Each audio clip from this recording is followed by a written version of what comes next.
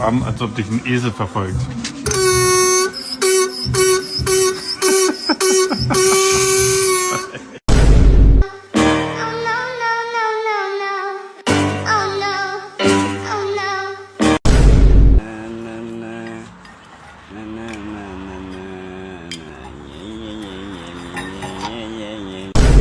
Cajuinha.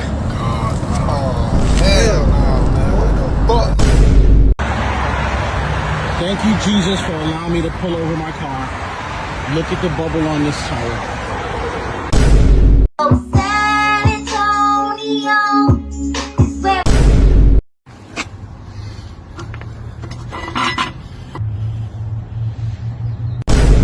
What are y'all checking for?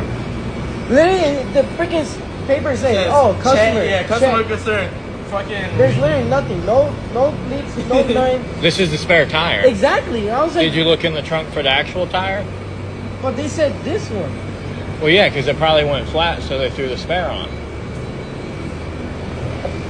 Hold this. Hold this. That's what I was. Yeah. Is this spare in the back? Yeah. She's flat.